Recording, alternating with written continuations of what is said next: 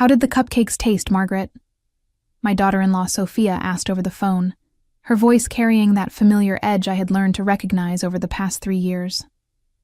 I smiled, cradling the phone against my ear as I folded the last of the church tablecloths in my kitchen. Oh, they were absolutely wonderful, dear. Everyone at the church board meeting raved about them. Pastor William said they were the best cupcakes he'd had in years. There was a long pause on the other end of the line. Everyone? You mean, you shared them? Of course I did. You brought me a dozen beautiful cupcakes for Mother's Day. That was far too many for just me. I chuckled, remembering how touched I had been by her unexpected gesture that morning. The church board was meeting this afternoon to discuss the upcoming summer programs, and I thought it would be the perfect opportunity to show them off. Helen Rodriguez, our treasurer, asked for the recipe, and Jacob Thompson said his wife would be so jealous. You gave them away? Sophia's voice had risen to an almost shrill pitch. All of them? Something in her tone made me pause in my folding. Well, not all of them. I saved 2 for myself, though I haven't eaten them yet. Sophia, are you feeling all right? You sound upset. The silence stretched so long I wondered if the call had dropped. Then I heard what sounded like a sharp intake of breath. Margaret. Sophia's voice was barely above a whisper now. Those cupcakes. They weren't regular cupcakes. My heart began to beat faster. What do you mean? They had marijuana in them. They were edibles. I was trying to... Her voice broke. I was trying to play a prank on you. The tablecloth slipped from my hands, falling to the kitchen floor in a heap of white cotton. You did what?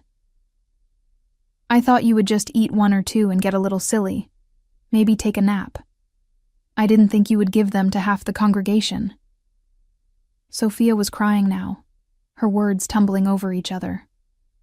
Oh God, Margaret, what have I done? I sank into one of my kitchen chairs, my legs suddenly unable to support me. In my mind, I could see Pastor Williams reaching for his second cupcake during our meeting, commenting on how relaxed he felt. I could picture Helen's confusion when she mentioned feeling funny right before I left. Jacob had actually said he felt like he was floating. Sophia, I said, my voice deadly calm despite the storm raging in my chest. You deliberately brought me illegal drugs disguised as Mother's Day cupcakes. The only answer was her sobbing on the other end of the line. My name is Margaret Bennett, and at 59 years old, I thought I had seen every kind of betrayal life could offer. I live in Tulsa, Oklahoma, where I have been an active member of Trinity Methodist Church for over 30 years. I serve on the church board, coordinate our food drives, and have never missed a Sunday service unless I was deathly ill. My faith and my community mean everything to me. For the past 3 years, ever since my son David married Sophia, I had been walking on eggshells around my daughter-in-law. She was a 32-year-old yoga instructor who moved here from California, and from the beginning, she made it clear that she viewed me as competition for David's attention. Every family dinner became a subtle battlefield where she would make snide comments about my old-fashioned ways or my overbearing concern for my son. David, bless his heart, never seemed to notice the tension. He worked as an engineer at North Peak Engineering, and was often too exhausted from his demanding job to pick up on the undercurrents. When I tried to gently mention Sophia's behavior, he would brush it off with comments like, "You two just need to get to know each other better," or, "She's probably just nervous about fitting in." But I saw the real Sophia. I saw how she rolled her eyes when I shared family stories. I noticed how she would change the subject whenever I mentioned church activities or community events. She made it clear that she thought my lifestyle was boring and restrictive, often making comments about how people in California were more open-minded and less judgmental. Still, when she showed up at my door this morning with a beautiful box of cupcakes decorated with pink frosting and little sugar flowers, I was genuinely moved. She had never brought me anything before, and I thought perhaps we were finally making progress in our relationship. "Happy Mother's Day, Margaret," she had said, actually smiling as she handed me the box. I made these especially for you. They're my grandmother's secret recipe." I had invited her in for coffee, but she claimed she had to rush off to teach a morning yoga class. "Just promise me you'll enjoy them," she had said, with what I now realized was a malicious gleam in her eyes. The cupcakes had looked so professional, so lovingly crafted. Each one was topped with swirls of cream cheese frosting and decorated with tiny edible flowers. They smelled heavenly, like vanilla, and something earthy I couldn't quite identify. I had been so touched by what seemed like a genuine gesture of affection that I immediately decided to share them with the people who mattered most to me. Now, as I sat in my kitchen with the phone still pressed to my ear and Sophia's confession echoing in my mind, I realized just how deeply I had been betrayed. This wasn't just a cruel prank. It was an attack on everything I held sacred. The full weight of what had happened hit me like a physical blow. I thought about Pastor Williams, a 72-year-old man with a heart condition, unknowingly consuming illegal drugs. I pictured Helen Rodriguez, who had mentioned feeling dizzy as she left the meeting, driving home in an altered state. The image of Jacob Thompson, a respected business owner in our community, sitting in that board meeting under the influence of marijuana made my stomach turn. "Sophia," I said, my voice shaking with barely controlled rage, "do you have any idea what you've done?" I know, I messed up," she sobbed. "I thought it would just be you, and you would just relax a little." "I didn't mean for..." "You didn't mean for what? You didn't mean to drug innocent people who trust me? You didn't mean to potentially harm elderly members of my congregation? You didn't mean to make me an unwilling accomplice in distributing illegal substances?" The kitchen felt like it was spinning around me. I gripped the edge of the table, trying to process the magnitude of what had occurred. In my 40 years of marriage to David's father, in all my years of widowhood since he passed, I had never faced a crisis like this. "Margaret, please, you can't tell anyone it was me," Sophia pleaded. "I could go to jail for this. My yoga studio would be ruined. David would never forgive me." Her words ignited something fierce and protective in my chest. "You should have thought about that before you decided to use Mother's Day as an opportunity to poison me with illegal drugs." "I wasn't trying to poison you. People use edibles all the time in California. It's not a big deal there. I just wanted you to loosen up a little. Maybe see that the world isn't as black and white as you think." The audacity of her words left me speechless for a moment.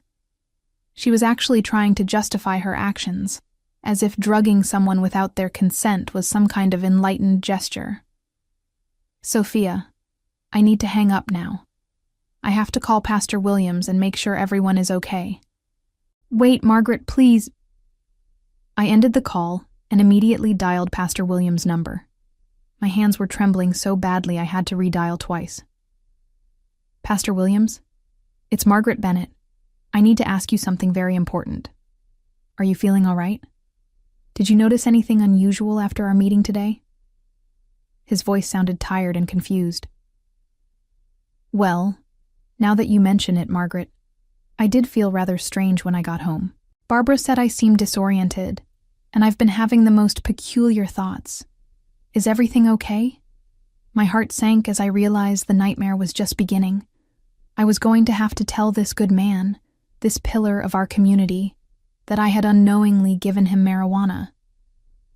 The shame and horror of it threatened to overwhelm me, but I knew I had to do the right thing, no matter how devastating the consequences might be. "Pastor Williams, I need you to sit down," I said, my voice heavy with dread. "Something terrible has happened, and it's my fault." I could hear him settling into a chair on the other end of the line. "Margaret, you're frightening me. What's going on?" Taking a deep breath, I forced myself to say the words that felt like poison in my mouth. "The cupcakes I brought to the board meeting today contained marijuana. I just found out from my daughter-in-law that she made them with illegal drugs, and I unknowingly served them to all of you." The silence that followed was deafening. When Pastor Williams finally spoke, his voice was barely a whisper. "Are you telling me that Helen Jacob, Patricia, and I have all been under the influence? I'm so sorry, I choked out. I had no idea. Sophia brought them as a Mother's Day gift, and I thought it was such a thoughtful gesture. I never imagined she would do something like this.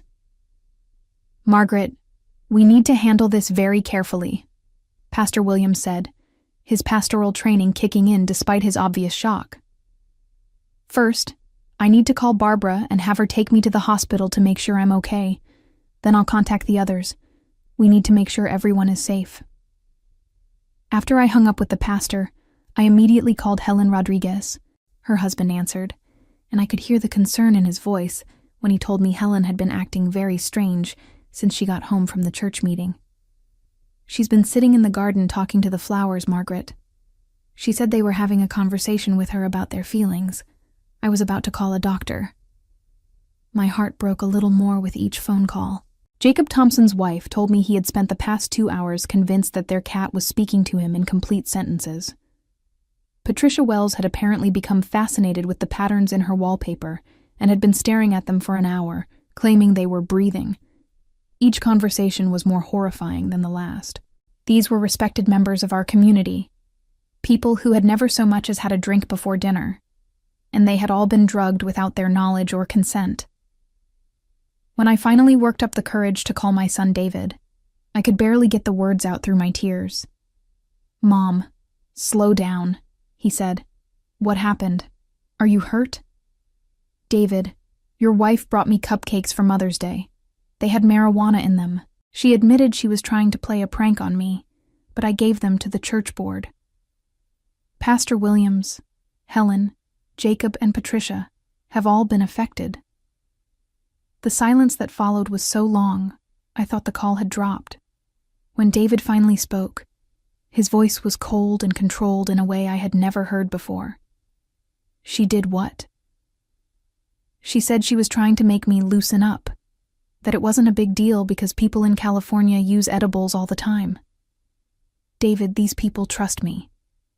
They're good, innocent people, and now they're suffering because of something I gave them." "Mom, this is not your fault. You had no way of knowing.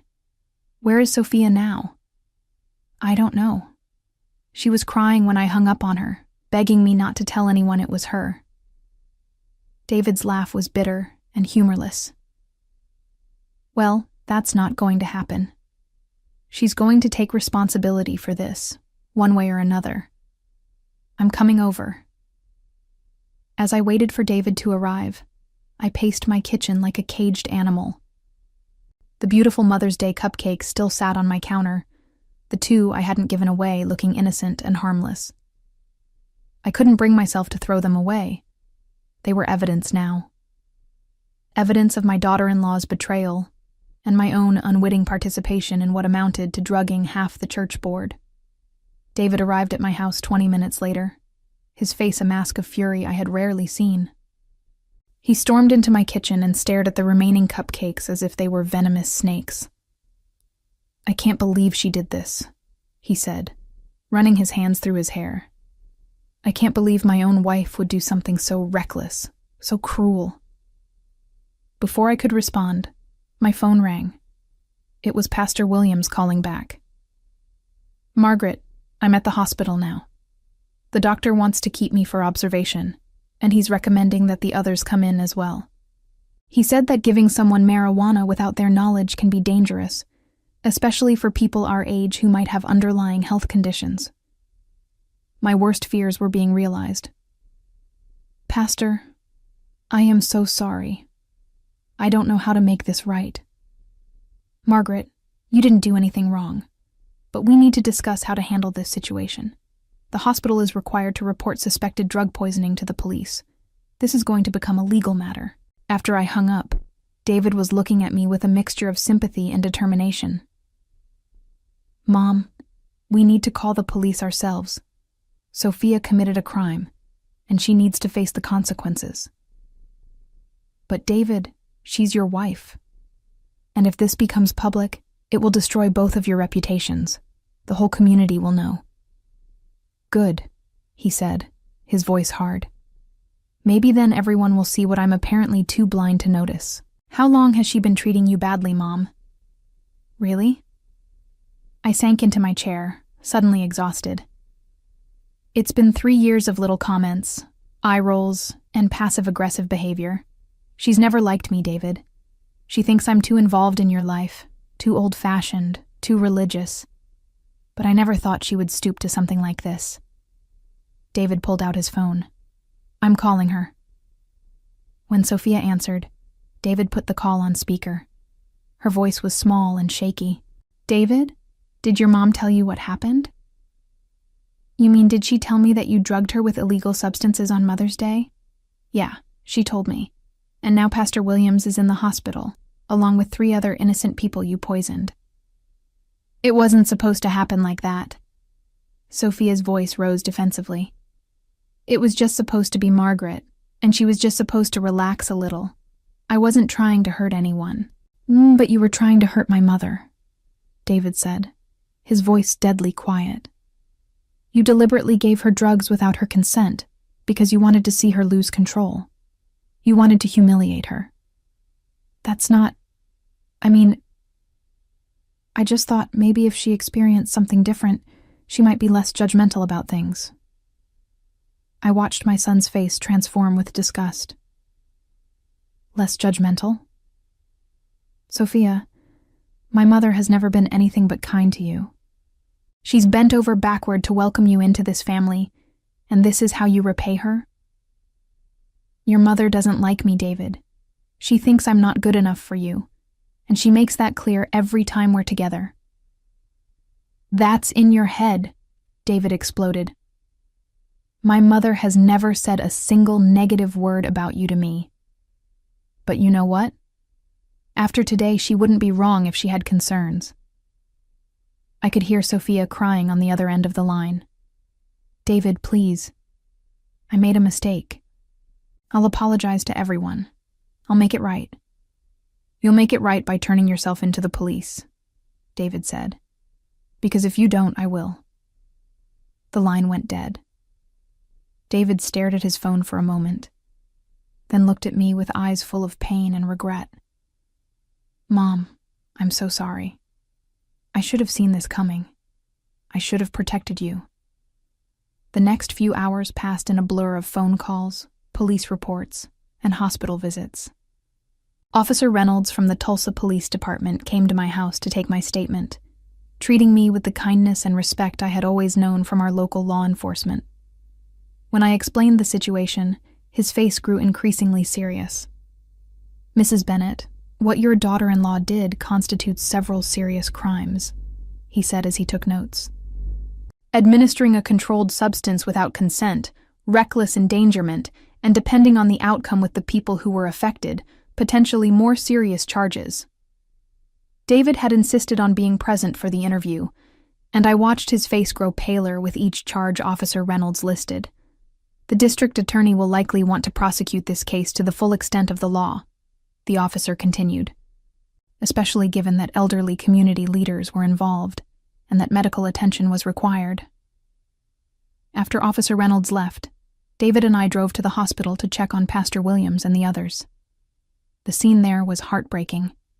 Pastor Williams looked frail and confused in his hospital bed, with his wife Barbara holding his hand and looking shell-shocked. Margaret, dear, Barbara said when she saw me. Pastor Williams told me what happened. None of this is your fault.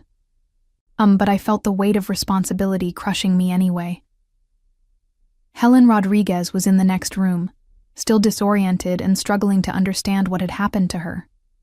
Her husband Carlos looked at me with such pain in his eyes. She keeps asking me if she's losing her mind, he said quietly. She's never experienced anything like this before. She's terrified that something is permanently wrong with her. Dad Jacob Thompson and Patricia Wells were in similar states, confused, frightened, and dealing with the aftermath of being unknowingly drugged. Patricia's daughter had driven up from Dallas when she heard what happened, and she was demanding answers about who could have done such a thing to her mother. As we left the hospital, David was unusually quiet. Finally, as we sat in his car in the parking lot, He spoke. I have to divorce her, don't I? The question hung in the air between us. I wanted to tell him that marriages could survive anything, that people could change, that love could overcome betrayal. But as I thought about the innocent people lying in those hospital beds, people who trusted me and ended up suffering because of my daughter-in-law's malicious prank, I couldn't bring myself to encourage him to forgive her. David, that's a decision only you can make, I said finally. But I can tell you that I will never feel safe around Sophia again. What she did wasn't just a prank. It was a deliberate act of cruelty designed to humiliate me. And the fact that it hurt innocent people who had nothing to do with whatever issues she has with me makes it unforgivable. David nodded slowly. She's been texting me nonstop, begging me to come home so we can work this out. But how do you work out something like this? How do I ever trust her again? As if summoned by our conversation, David's phone buzzed with another text from Sophia. He glanced at it and his jaw tightened. She says she's talked to a lawyer. She wants to know if she can claim it was an accident, that she mixed up the regular cupcakes with the edibles by mistake. The audacity of it took my breath away. Even now, faced with the consequences of her actions, Sophia was looking for ways to avoid taking responsibility. She was prepared to lie to the police, to add perjury to her list of crimes, all to save herself from the consequences of her deliberate act of malice. David, I said quietly, I think that tells you everything you need to know about your wife's character. The truth about what Sophia had done spread through our community like wildfire. By Monday morning, it seemed like everyone in Tulsa knew that David Bennett's wife had drugged the Trinity Methodist Church board with marijuana cupcakes. The story was so outrageous, so unbelievable, that it took on a life of its own. I was at the grocery store when I overheard two women in the produce section discussing it. Can you imagine? One of them said. Those poor church people probably thought they were losing their minds. And poor Margaret Bennett. She's such a sweet woman. How humiliating for her. The irony wasn't lost on me. Sophia had intended to humiliate me, to make me look foolish and out of control. Instead, her cruel plan had backfired spectacularly. The community's sympathy was entirely with me and the other victims, while Sophia had become the subject of shocked whispers and disapproving stares. Pastor Williams called me Tuesday morning with an update. Margaret, I wanted you to know that all 4 of us are pressing charges. The district attorney's office contacted us yesterday, and they're treating this as a very serious matter. I felt a mixture of relief and sadness. Relief that justice would be served, but sadness that it had come to this. How are you feeling, Pastor? Much better, thank you. The doctor said no permanent damage was done, but it was a frightening experience. Helen is still shaken up, and Jacob's wife is furious. Patricia's daughter is talking about filing a civil lawsuit as well. When I hung up, I realized that Sophia's harmless prank was going to cost her far more than she had ever imagined. Criminal charges, civil lawsuits, the destruction of her yoga business, and the loss of her marriage, all because she couldn't resist the urge to humiliate me. 3 weeks later, I sat in the courtroom watching my former daughter-in-law face the consequences of her actions. She looked small and defeated in her conservative blue dress, nothing like the confident yoga instructor who had knocked on my door that Mother's Day morning with her poisoned gift. The prosecutor laid out the charges methodically. 4 counts of administering a controlled substance without consent, reckless endangerment, and possession of marijuana with intent to distribute. Each charge carried significant penalties, and Sophia's lawyer looked increasingly uncomfortable as the case proceeded. When it came time for victim impact statements, Pastor Williams spoke first. His words were measured but powerful, as he described the fear and confusion he had experienced, not knowing what was happening to his mind and body. Helen Rodriguez spoke about the violation of trust, how she had questioned her own sanity. Jacob Thompson's voice shook with anger as he described the terror his family had experienced. Patricia Wells read a statement from her daughter about the lasting emotional trauma. When it was my turn to speak, I stood and looked directly at Sophia. "You gave me those cupcakes on Mother's Day, claiming they were made with love from your grandmother's recipe. But they were made with malice, designed to humiliate and harm me. The fact that your cruelty hurt innocent people who had nothing to do with our relationship makes your actions unforgivable." Sophia's lawyer had tried to negotiate a plea deal, but the district attorney refused. The case was too public, the victims too sympathetic, and the crime too serious. When the judge announced the sentence, 18 months in prison, followed by probation, community service, and restitution to the victims, Sophia finally broke down completely. David wasn't in the courtroom. He had filed for divorce the week after the incident and moved back in with me temporarily while he searched for his own place. In the months that followed, Sophia's life unraveled completely. Her yoga studio closed within weeks of her arrest, as clients fled in horror when they learned what she had done. The marijuana charges made it impossible for her to find work in the fitness industry, and her criminal record followed her wherever she went.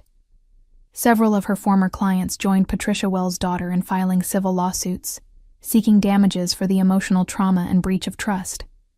The legal fees and settlements drained what little savings she had left from the failed business. When she was released from prison, Sophia found herself essentially unemployable in Tulsa.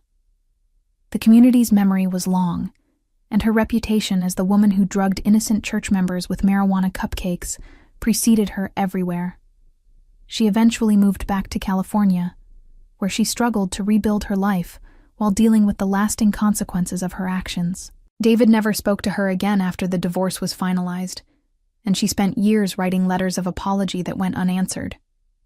The simple act of malice that was meant to last a few hours had destroyed her entire future.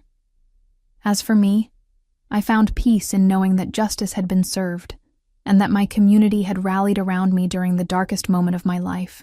The church board grew even closer after our shared ordeal, and I continued my service with renewed purpose, knowing that sometimes the most unexpected betrayals can reveal the true strength of the bonds that matter most. Looking back on that terrible Mother's Day, I realized that Sophia's attempt at revenge had ultimately revealed her own character, while strengthening everything she had tried to destroy. And in that way, justice had been more complete than I could have ever planned.